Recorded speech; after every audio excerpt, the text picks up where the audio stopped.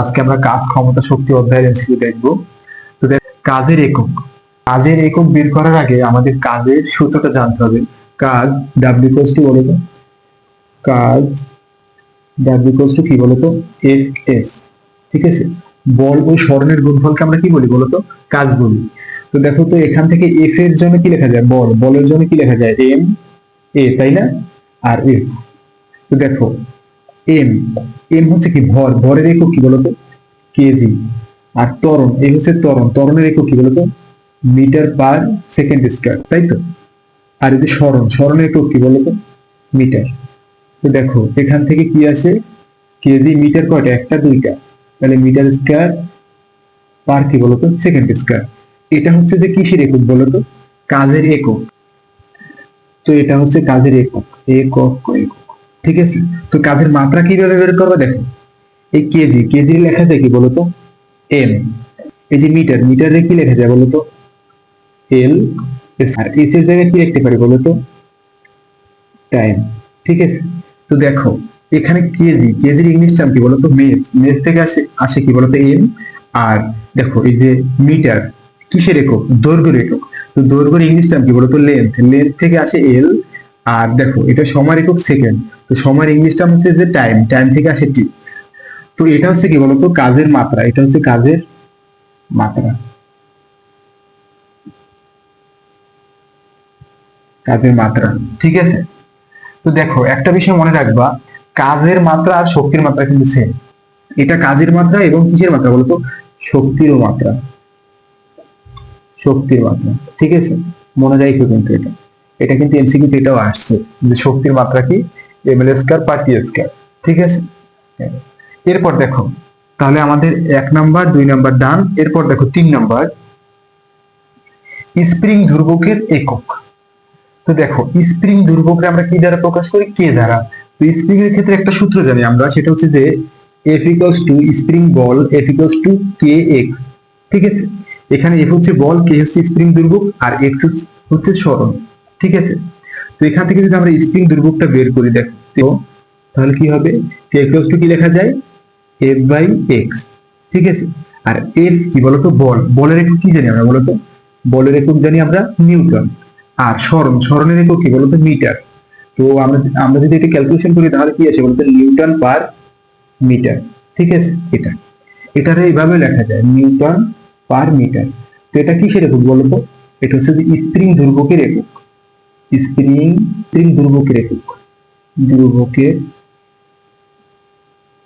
একক। ঠিক আছে, স্প্রিং ধ্রুবকের একক। তো দেখো এখান থেকে আমরা মাত্রাটা বের করতে পারি, সেটা হচ্ছে দেখো এফ ইকুয়ালস টু কি লিখতে পারি বলতো, এম এ, তাই তো?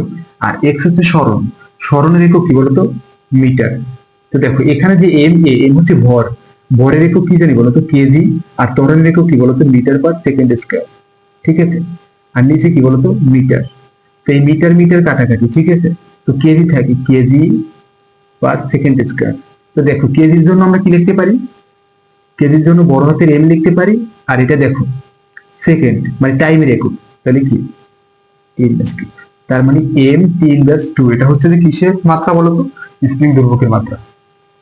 ঠিক আছে, তো জুলকে নিউটন দ্বারা ভাগ করলে কি পাওয়া যায়। তো জুলকে যদি আমরা নিউটন দ্বারা ভাগ করি, দেখো জুল, জুলকে আমরা কি দ্বারা প্রকাশ করি, জে দ্বারা প্রকাশ করি। আর নিউটনটা কি দ্বারা বলতো, এন দ্বারা প্রকাশ করি।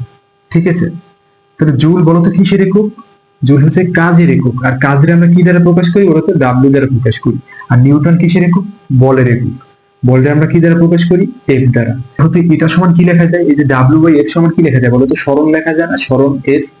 কারণ আমরা একটা সূত্র জানি যে, তো দেখো আমরা কি জানি বলতো, কি জানি বলতো, W equals to F S, তাই না? তো এখান থেকে যদি আমরা এস বের করতে চাই তাহলে কিন্তু ডাব্লিউ বাই এফ হয়। ঠিক আছে, এখান থেকে যদি আমরা এস বের করি দেখো তো কি হয়, ডাব্লিউ বাই এফ। ঠিক আছে, তার মানে দেখো এটার এটা কিন্তু সেম। জুলকে যদি নিউটন দ্বারা ভাগ করি তাহলে যে মানটা পাবো সেটা হচ্ছে সরণের মান। ঠিক আছে, কারণ হচ্ছে এর দ্বারা আমরা কি মিন করি বলতো, সরণ। এরপর দেখো 6 নাম্বার এমসিকিউটা, 50 কেজি ভরের কোন ব্যক্তি 25 সেন্টিমিটার এর 20টি সিঁড়ি উঠতে কত কাজ করবে। তো কাজের সূত্রটা আমরা একটু আগে লিখি, দেখো কাজের সূত্র আমরা কি জানি, ডাব্লিউ ইকুয়ালস টু কি বলতো W equals to F S, ঠিক আছে। আবার এফ সমান কি জানি বলতো এম এ। তো এখানে আমরা এ লিখবো না, জি লিখবো অভিকর্ষজ ত্বরণ। কারণ হচ্ছে যে দেখো এক ব্যক্তি সিঁড়ি বেয়ে উপরে উঠতেছে, সেক্ষেত্রে কিন্তু একটা অভিকর্ষজ ত্বরণ কাজ করে। তো যেহেতু অভিকর্ষজ ত্বরণ কাজ করে, ত্বরণ কি নিব বলতো জি নিব, আর হচ্ছে যে এফ। এবার একটু আমরা মানগুলো বসাই। দেখো এম এর মান কত দেওয়া আছে 50 কেজি, 50। জি এর মান কত বলতো 9.8 ইন্টু এফ সরণ।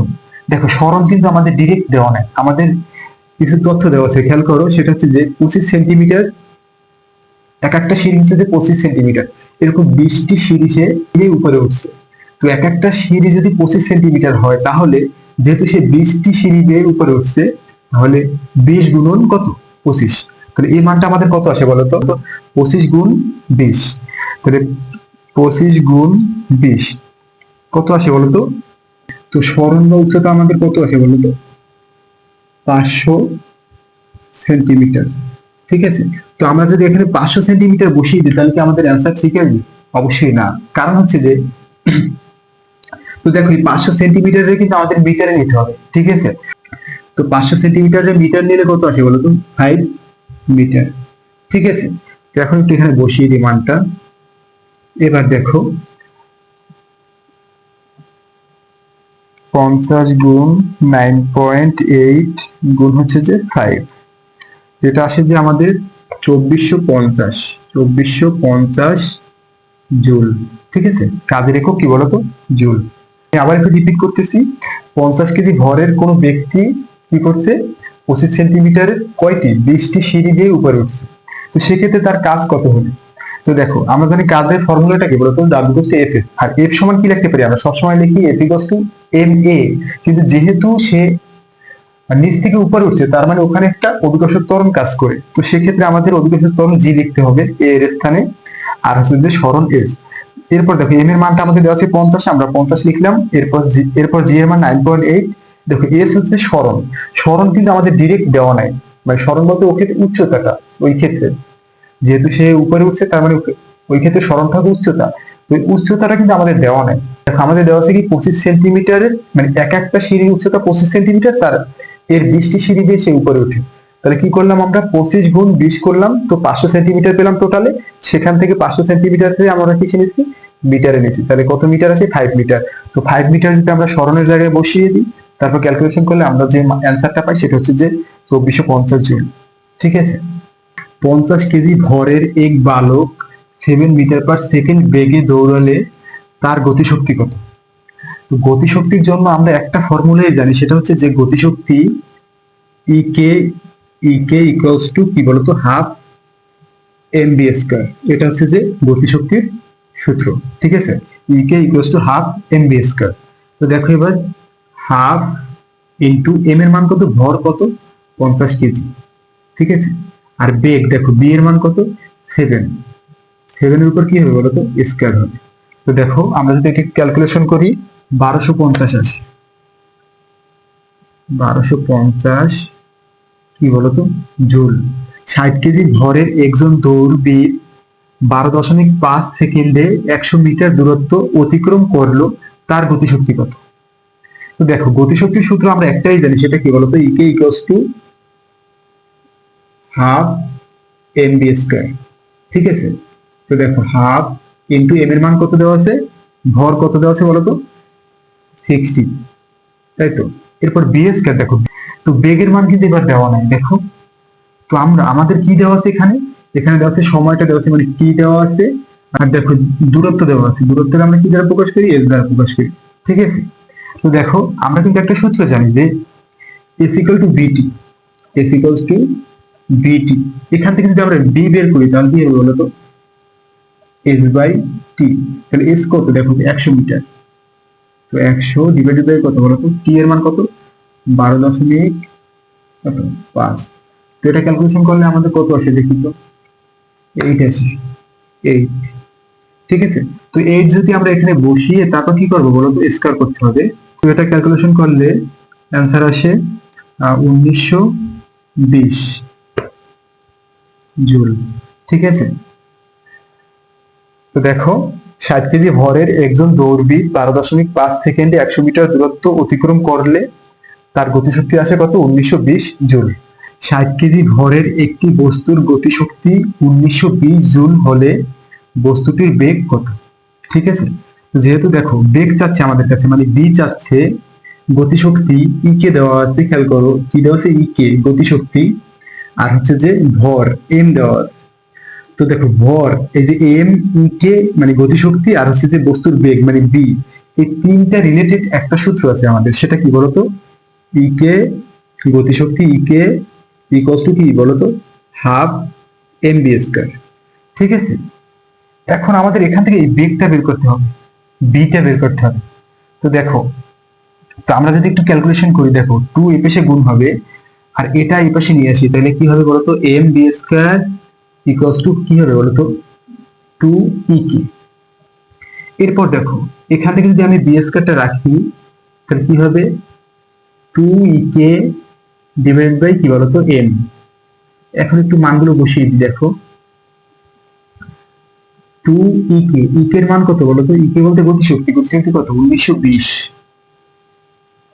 1920 ডিভাইড বাই দেখো এম কত? এম হচ্ছে যে 60। ঠিক আছে, দেখো এটা ক্যালকুলেশন করলে যে মানটা পাবো আমরা, 2 ইন্টু 1920 ডিভাইডেড বাই 60, 64 আসে এখানে, 64। দেখো এটা কিন্তু কিসের মান বলতো? বি স্কয়ারের মান, কিন্তু শুধু বি এর মান কি হবে? জাস্ট স্কয়ারটা তুমি কি করবে? এই পাশে নিয়ে যাও, তাহলে কি হবে? রুট হবে। তাহলে 64 কি করবা? রুট করবা। রুট করলে কত আসে? 8 আসে। 8 কি বলতো? Metre per second.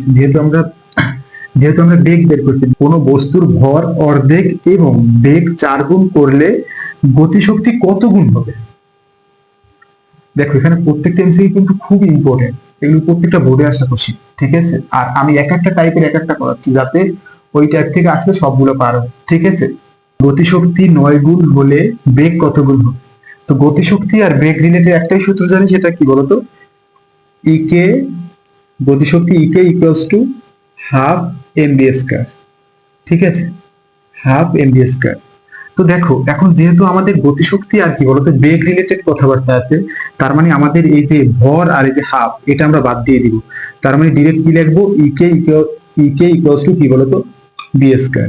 ঠিক আছে, এখন দেখো আমাদের বেগ চাচ্ছে, তার মানে গতিশক্তির মানটা দেওয়া আছে, তো গতিশক্তির জায়গায় কত লিখবো বলতো? 9 লিখবো। ঠিক আছে, আর দেখো তো 9 ইকুয়ালস টু কি? V square. এখন স্কয়ারটা তুমি এই পাশে নিয়ে যাও, কি হবে বলতো? 9 এর উপর কি হবে? রুট হবে। তাহলে 9 এর রুট করলে কত আসে বলতো? 3 আসে। তার মানে বেগ কত গুণ? 3 গুণ। ঠিক আছে, এরপর পরেরটা দেখো, গতিশক্তি 1/16 গুণ হলে বেগ কত গুণ হবে? সেম, দেখো গতিশক্তির সাথে বেগের সম্পর্কটা কি?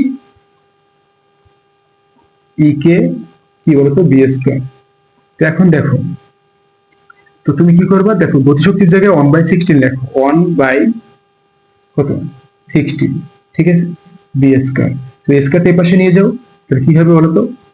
1/16 এর উপর একটা রুট হবে। তো দেখো তাহলে কি হবে? এখানে রুট করলে 1 এর রুট করলে 1, আর 16 এর রুট করলে কত বলতো? 4। তাহলে কি তাহলে কি হবে বলতো? বেগ কত গুণ হবে? 1/4 গুণ। ঠিক আছে, তো গতিশক্তি যদি 1/16 গুণ হয়, তাহলে বেগ কত গুণ হবে? 1/4 গুণ। ঠিক আছে,